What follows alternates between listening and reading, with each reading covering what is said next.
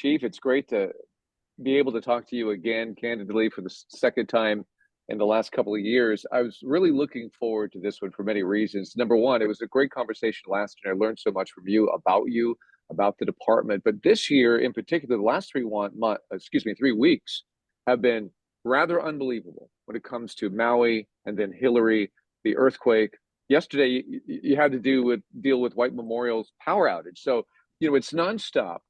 And this is a great opportunity to pick your brain about lessons learned and how we are going forward. By the way, my apologies about some of the noise around here. I'm sitting in the middle of the newsroom, so you're going to hear some announcements and stuff. But Chief, right off the bat, I know there's a lot of questions about Maui, and we saw this heartbreaking firestorm roll through Lahaina, and Lahaina is completely gone. The thing that's really interesting, at least when it comes to my perspective, is I was there. I was vacationing with my family in Kaanapali, and if you know Hawaii, I was just a couple of miles away from Lahaina. And we were standing there, my daughter and I, in these winds just a few hours prior to the fire. The winds were so powerful. I mean, we were trying to stand up. We had walked to a golf course where we could kind of, deal with the open space. But then that's when I noticed it was kind of late in the afternoon on that Tuesday. And then there's a plume of smoke that arose just about 1 to 2 miles away from where we were standing. So immediately I took her back to where we were. By the way, the power was out where we were in Kaanapali most of that day because of these powerful winds. The smoke got bigger and bigger. And then by early the next morning, we started hearing, quote unquote, rumors that Lahaina was gone. Not just Lahaina was hit, but it was completely gone. But the information was sparse. So that's when I decided to grab a backpack, a lot of water. I've been to many disaster zones in my career, so I thought I'm going to hike in and I'm going to find out what I can. And I got there just a few hours after the fire had rolled through, and there was nobody there at the time. Nobody. There were no people. No emergency responders were still moving with the fire that had gone to another part of the island. But what was left behind was just this, as all the imagery that we have seen on television since then, is just the burnt out cars, the burnt out buildings, these restaurants that I have been enjoying for the last 25 years are all completely gone. The infrastructure of Lahaina is absolutely gone. It is heartbreaking. But I guess to set the conversation up, it all began with those very powerful winds and the fact that Maui was dealing with an unprecedented drought. So it was bone dry. And so the conditions, now that you think about it, while I'm there as a tourist, I'm not really thinking in the news mode. But once it broke out, then everything kind of kicks in and you say, oh, this is a terrible combination. What have you heard about that disaster? What are the lessons that we're learning? And I have to say, there's a lot of negativity about how this fire was handled. And I would just love, to hear your perspective on it. Sure. Thanks, David, for that. And it's such an honor to be here as I'm looking at all of the players in your squares here. So thank you so much for being here. It's an honor to represent the Los Angeles City Fire Department. And, David, you talk about that tragedy that just happened. I mean, it's fresh in our minds. It's fresh in our hearts, understanding the tragedies that happened right before our own eyes. This isn't the first time, meaning maybe in that particular area, but in even our local area within our California region, the true threat is here. It's here now, whether or not you want to point to climate change or whatever it may be. But the reality is that in a situation like that, when you have weather conditions, and David, you talked about it, the wind, you've got the fuel, you've got that type of topography, which is how it's set up with your mountains, your hills, your fuels. So it was all in alignment. And that's really what you're talking about that happened in Maui. So with that tragedy, what we have to learn from that is that can happen here as it can happen in a lot of different places. So what are we going to do about it? And also, what lessons are we going to learn from perhaps missteps or miscommunications, and how are we going to lean forward and be better, as a first responder perspective, but also as a community. And that brings me to the next steps of understanding how important it is on the preparation. whether you were, David, as a visitor there, are you thinking that potential could be there? You weren't thinking about that. You're thinking about your vacation. So that's one thing, is to have the right mindset. But for the individuals that live in those particular areas, that threat is always there. Even here in the Los Angeles region, the threat is always here.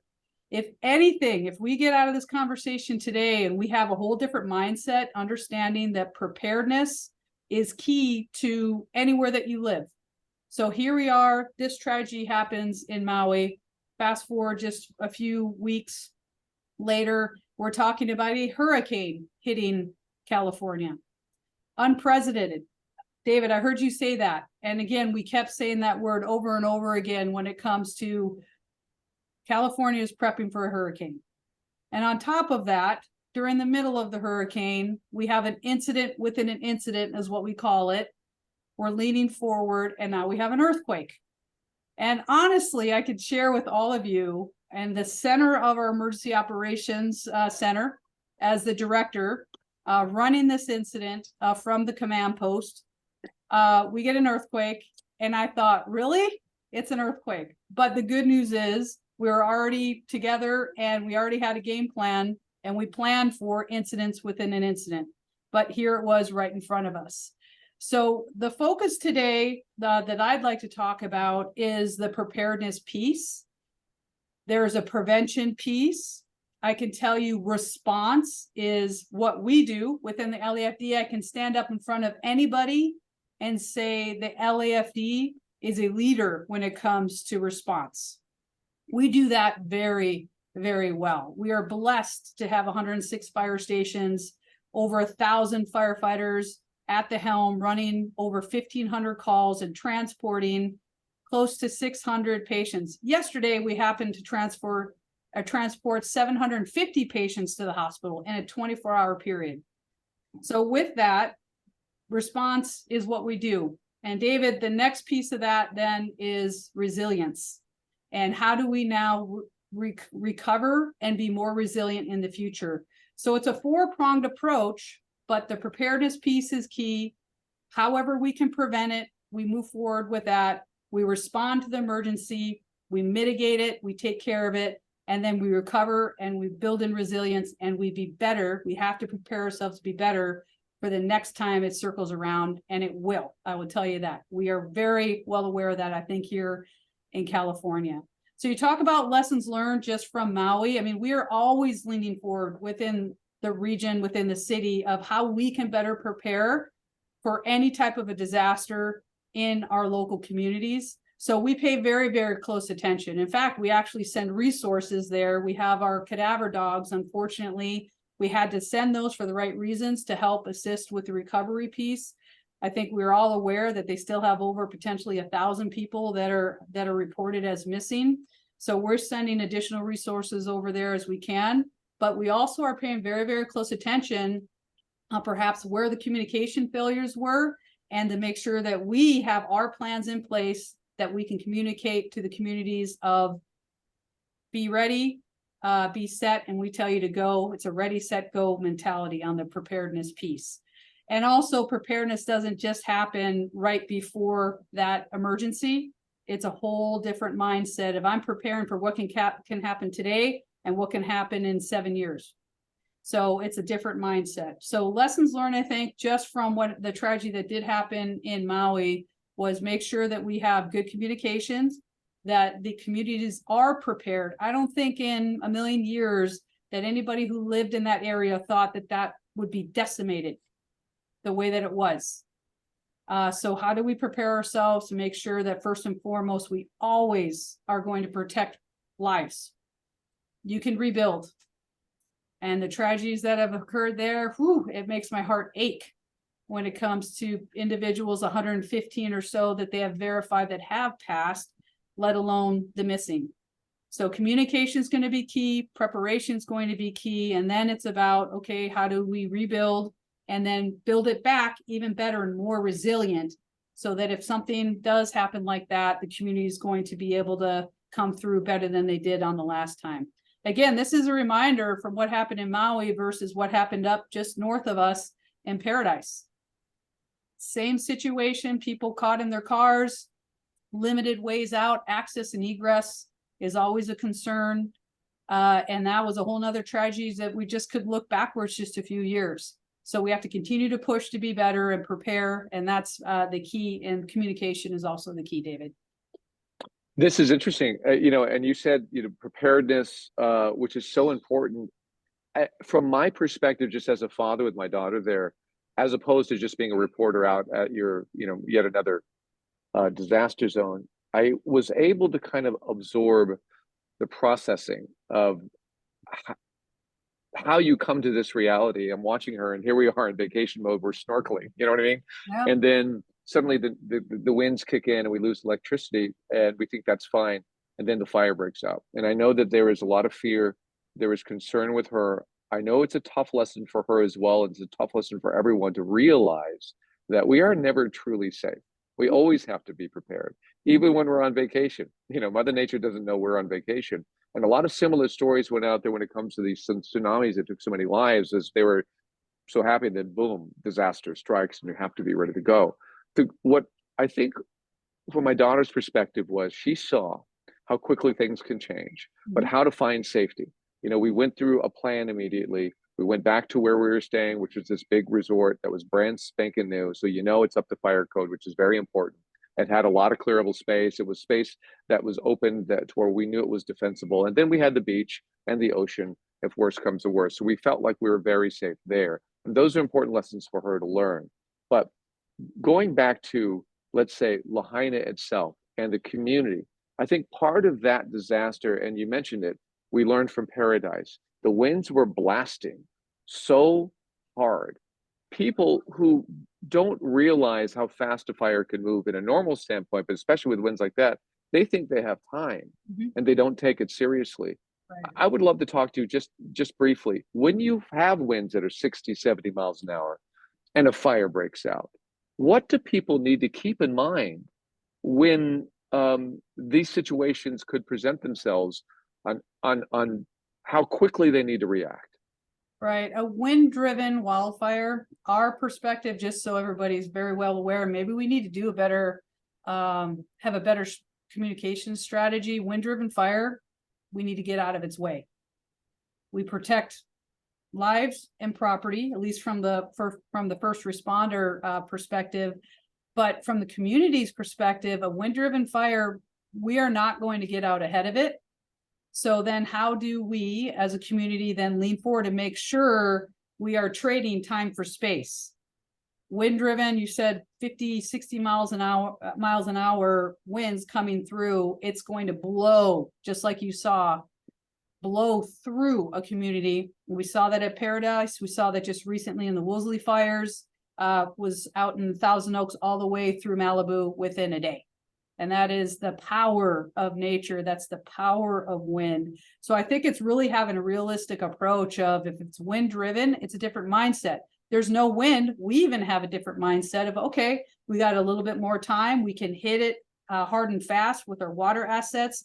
We can get out in front of it. But just imagine a wind of 50, 67 miles an hour pushing the embers as well as the head of the fire. It is so fast moving that the mindset should be leave early and go to a safe place where you can spend time to ensure that you are safe and you've got time and distance from a wind-driven fire. It's a completely different mentality for us when it's wind-driven. And as we go into the fall, which I know we say it's fire season year round now with our climate, changing, but the fall has always been, fire season. Where you get those nasty Santa Anas, the winds are really gusting. So what is first and foremost for people to say, well, if I only have a few minutes, if something breaks out, what do I need to think about? Right. Well, you need to think about that weeks and months in advance. And that's the preparedness piece. If we're talking about preparedness today with that focus, it's not the time to think about what do I need to do when a wind-driven fire is coming into your community. Right. So all that preparedness that has to happen, not only with how you're going to harden your home, how you're going to make sure that you can protect your home the best you can when you leave, which there's a whole strategy behind that. But the mindset is, I already have a plan. I already have a way out. I have everything set. I just grab and go, especially if it's coming up upon your communities. The other key element to that is to look for multiple ways out. Just because it's wind driven, it could come from many, many different perspectives. Where you have one escape route, that may not be the best because that's where the fire is already there, versus an alternative type of escape route is what we call them. So having multiple ways that you can get out, you can escape, but doing it early enough so that, as again, we're reminded as you see these burnt over cars, that can and has happened historically in communities where people, it took them too long, or all it takes is one vehicle to stall and now you're stuck. Right. Yeah. So get out early is the key mindset. Have a game plan, multiple ways to evacuate, and to do it early enough so you're not panicked and your neighbors aren't panicked. So get out early and have multiple ways out. For my own perspective, if I, because I sit on the anchor desk and we often find ourselves talking about these fires, in a breaking news kind of way, and we're watching you guys do your amazing work, and I'm not just saying that because you're here, but we do see you with incredible success. But when the winds get that high, can you still fight this fire from the air? Is that possible, or do we lose air support?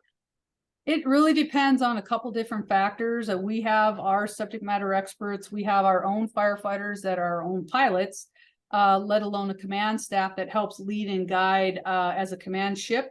And they will help our helicopters get to where they need to go and let them know where they need to drop their water. It's a highly coordinated event where we have multiple air assets working the head of the fire to try to pinch it off. But with that, there are limitations. I don't know the exact miles per hour, but yeah, they cannot always fly, depend upon the wind.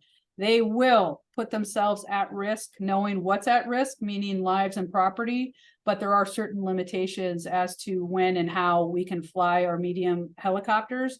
In fact, the helicopter that the foundation and our generous donors purchased for us last year is part of our fleet now. I just have to make sure I take a little tactical pause on the funds that were created out of our foundation with individuals that helped us purchase that command light helicopter, and that light helicopter goes in a dual type of a formation and helps us with our fire attack from the air. So that was just one of the many, many, many essential purchases that the foundation was able to pull together with our amazing donors. Yeah, that's fantastic, and it's a great point, and we'll get a little bit more to your foundation and the great work that they've done and how they've assisted you in doing what you do. If we could move from Maui to Hillary, again, here we are. We always talk about this quote unquote tropical storm / hurricane that hit Los Angeles in 1939. It's almost, a story of fables, an unusual, highly unusual time, but yet here we were dealing with the exact same thing over the weekend. Initially, we really feared for the worst. Thank God, we got through. I mean, there was damage, and you had to deal with it firsthand. What's your assessment of how we did, knowing that this was at once a Category 4 storm heading right at us? Right. I'm going to be completely and 100% honest with everybody. Up until a few days ago, I've never talked about a hurricane hitting the city of Los Angeles, let alone a tropical storm.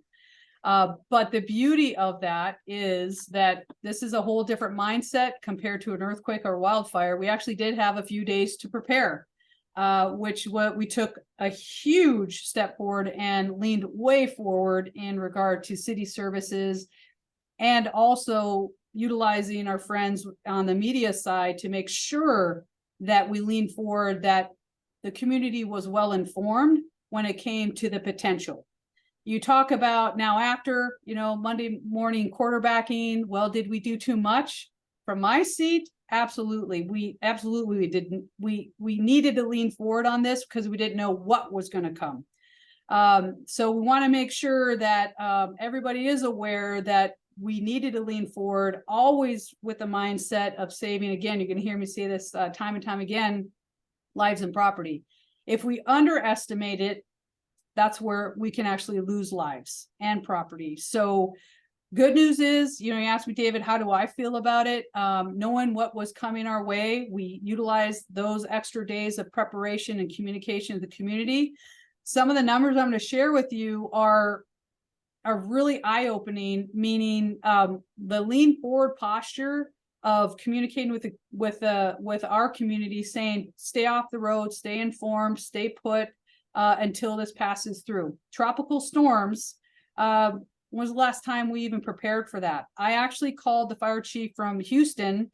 His name is Chief Pena, and they deal with these things all the time. And I'll tell you what he told me verbatim was, Kristin, do not underestimate a tropical storm. That absolutely resonated with me, because you think, okay, it's no longer a hurricane, I think we're going to be okay. That's not what you want your fire chief to say, is I think we're going to be okay, right? So the mindset is, okay, I'm not going to underestimate this. City leadership is not going to underestimate it. And now you look at where we are, no fatalities, no major injuries. We had 179 vehicle accidents over that time frame of the storm, 0 fatalities. On a normal 24-hour day, sunny day, we have a fatality that happens tragically on our streets as well as our freeways. People listened, which was huge to the success of minimizing the risk to our communities. And that was a definite win in regard to the communication side of things. Hunkering down and leaning forward from the city family was huge. We had opened up our emergency operations center to a level 2. We had all the necessary high level representation from all the key city leadership there. So we pre-planned, we had logistics in sight, and then you think about the all over need within the city, not just to prepare the community, the unhoused, what are we going to do if the what ifs happen? All of that was in order and planned. So I'm very pleased to say, stepping out of this situation that was before us with 0 serious injuries, as well as no fatalities, was really, really good. But with that, we still had flooding, we still had trees down, we still had a lot of work to do in regard to the recovery efforts, the power issue, and DWP worked really hard to ensure that they got the power back up and running, but it was very well coordinated, and I feel good about our response. Now that you've been through a tropical storm / hurricane, what do you keep in mind for the next one, if there is a next one, which is obviously they say it's unlikely, but you never know in the world that we live in today. Did you learn anything from this besides the fact that we did a great job? Yeah, no, even with that kind of mindset that we did a great job, I tell you, there's always lessons learned. Can never say, oh, that was good enough and we got it. I'm never going to feel comfortable ever with anything that comes our way unless we are completely prepared and we do everything in everything that we can lean forward to ensure that we limit risk to the community and to our civilian workforce, as well as our first responders, is huge. So there's always lessons learned. We have an after action report that we're creating. We'll be reporting back to city leadership on that. There's certain delays, certain trigger points I know that I would push up, and there's always lessons learned in any situation, whether it's a typical fire that we may have in a large commercial, or a brush fire, or a tropical storm. Right. I love the title, or how you said it, an incident within an incident. That sounds like a hashtag or a great novel. But I tell you, that was the reality. I mean, we were kind of, I will say, we were joking about, here we are preparing, it's here, okay, we got the rains, okay, we're dealing with the tropical storm. I was sitting next to the mayor in a meeting at our emergency operations center. We got a pre-alert on our phones saying earthquake, take cover in 10, 9, and went all the way down. I said, Madam Mayor, take a deep breath. You're in the safest building in the city. It's on rollers. So I said, we'll ride it out. And we did. It was just a nice, easy roller that we dealt with. And we looked at each other. I said, okay, we got this. We're going to do our damage assessment. We're going to use 106 fire stations. They're going to drive their districts, make sure that there was no damage within city infrastructure. The Los Angeles Police Department does the same way. We have that done within 20 minutes. We have report backs. It came back and there was no infrastructure, but we even have a plan for that. So it's an incident within an incident. And again, your public safety entities are ready for anything. I can tell you that. But thank goodness it wasn't anything serious, and we're able just to focus our efforts back on the storm.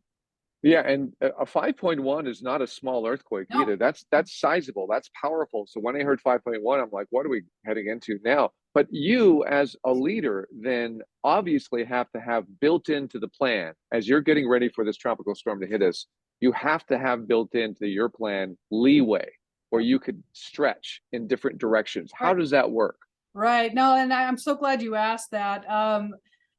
We have to build in what we call it is an augmented staffing plan. So again, we've got 1,012 firefighters on a 24-hour shift on a normal day. What we do is we lean forward. Your firefighters, your LAFD, our members are 100% committed in your time of need to make sure you get what you need. So with that, what I mean is we knew the storms were coming. What we do is we augment our staffing.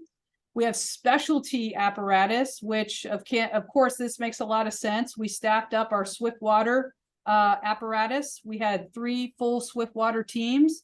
We also partner with our state, and where it's a Cal OES swift water team, that's staffed by our people. That's 16 people that staff that swift water team. We utilize their specialized swift water equipment. So we had all that up staff. We staffed an additional 9 engines on top of our 93 engines and our 43 trucks and our 93 ambulances and our 43 additional 800 or our BLS ambulances. We staffed up our brush patrols. So we had many additional individuals. And by the way, on a voluntary basis, I didn't force hire those members who augmented. They raised their hand. I put out the message, we're going to augment, and they signed up. So that's the dedication of our firefighters. I tell you, I was like a proud mama bear. I just looked at our people and I thought, this is incredible when we say that we need help in regard to augmenting these specialized resources. On top of that, we also have our urban search and rescue task forces. We overstaffed and put additional people on those. And we also have a blessing of having our California Task Force 1. That's one of 8 California or FEMA urban search and rescue teams. We have that cache of equipment right here in the city in one of our warehouses in Sherman Oaks. And we have that in case we need it as well. So I felt really good about our upstaffing, if you want to call it, or how we augmented. And again, that was all staffed with our firefighters, paramedics, captains, battalion chiefs, all the way up the chain, and they signed up to work extra, and we did it 2 days in a row. So we augmented, and that gave us the flexibility knowing that our normal, which is a lot, 1,500 calls in a 24-hour shift is most likely, and obviously did increase with the total calls that we had in 24 hours. It was an incredible amount of call volume, and because we're able to augment our staffing, we were able to come and handle the situation. It's a fabulous look at on what the behind the scenes is as you deal with these impending disasters and contingency plans. That's great. Thanks for clarifying that. By the way, for our audience out there, we are going to open up to questions near the end of this hour, so we can ask the chief what you want to ask. In addition, we're going to get in just a second into the budget a bit, which is, I know, vitally important when it comes to going forward as a department and being efficient. But while we're still in this analysis mode and talking about disasters and stuff, and Chief, as we go into the fall and potential, who knows what's in store for us, what is your biggest fear when it comes to dealing with potential winds. There's a lot of fuel out there. We had a ton of vegetation grow in this year because of the rain. What's your biggest fear? Where are we least prepared? Or maybe that's not the best way to put it, but what are your concerns in making sure we are prepared?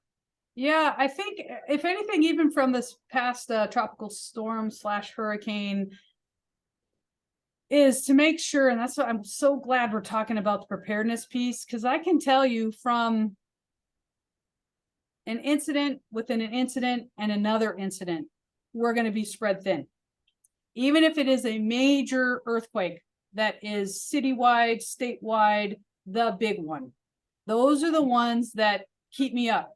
The biggest brush fire, the biggest earthquake, knowing that we continue to exercise and lean forward on it, but knowing that our resources, even as resource heavy as we've got it within the city, it's not going to be enough. So with that preparedness piece is so important, because you talk about how can you prepare your families? How can you be self-sufficient for 72 hours? How can you work within your community? And there's a lot of different strategies out there, from becoming part of our community emergency response teams. Those are volunteer civilians that work within their neighborhoods and are trained to help during earthquakes or major disasters. You can raise your hand and say, I want to become trained. We also have fire safe communities now that we are starting to stand up in the brush areas within the city. And these are communities that come together. They receive additional training of how to better prepare for wildfires in their local communities. So we are going to have to partner for the right reasons with the community and make sure that they are ready and self-sufficient. On those big incidences or incidents within incidences where your LAFD is going to be spread very, very lean, you're going to have to be self-reliant. So that's a mindset I think is really, really important. And that's the piece, that's that front load piece that is so important, so that we can take care of the mission critical, high level, high priority first and foremost. And then we'll eventually get to you, but that's the mindset, right? So I think if anything, David, to answer your question, is just making sure that we are doing everything possible to make sure we're prepared. On the first responder side, we're well trained, we're well equipped, we're well staffed, as well as walking hand in hand, in step, shoulder to shoulder with the community to make sure that we're both good partners. Those are great points, and I will point out my experience just in Maui to reinforce what you said when it comes to the community being prepared. Part of my experience with how quickly things go south in a disaster. Right. You know, before the fire even broke out in Maui, I told you we lost electricity. Mm-hmm. So we had no electricity starting overnight the night before, and going into the next day, fear quickly took over the community. Right. And even in the resort where we were staying, the resort said we have limited amount of food. There is no electricity, no Wi-Fi, no cell. But the people living in Maui, as well as living in or the tourists vacationing in the local resorts, everybody ran to the grocery store to stock up on supplies. Mm-hmm. But that's when it got really complicated, because the grocery store couldn't open without electricity. Right. So they kept it closed. Mm-hmm. So Mm-hmm. literally people were trying to break into the grocery store. And keep in mind, this is before the fire even broke out. This is before everything got really bad. They were trying to break into the grocery store because they became panicked. And the police showed up, blocking people from getting into the grocery store. And then, of course, as we all know, all hell broke loose when the fires broke out. If anything, it was a real education on how quickly things can go south when something as simple as electricity is lost for an extended period of time. Right. But add to that, you know, luckily we had water, but what if you don't have water? And then what if you have no resources to get food somewhere? That's why being prepared, having those items within your home, because you're going to have to be self-sufficient. I saw the same thing when it covered Katrina. People went for days and even weeks with no help whatsoever. And it's up to them to figure it out, especially when it comes to water, especially a community that is super hot like that. You know, you need water immediately. And then people begin to panic. Right. And it is too late at that point, but that's that preparedness piece, right? Now you're on vacation. That's a little bit of a different mindset. You're not thinking about, preparedness, but I bet you will now. You know, Oh, yeah. you go to the store and just make sure you got the bare minimum. It's a different mindset, but the reality, that is how we are going to react when we're not prepared. People panic, right? So then how can you make sure you and your family are self-sufficient while everybody else is panicking? You're good. You're set. You have your game plan. That'll keep your mindset in the right, it'll keep your mind in the right mindset to ensure that now you can think about 5 to 6 to 7 steps down the road versus I need to hurry up and get water and get fuel. You know, so that's that lean forward posture that I think all of us have to constantly remind ourselves to make sure that we're doing.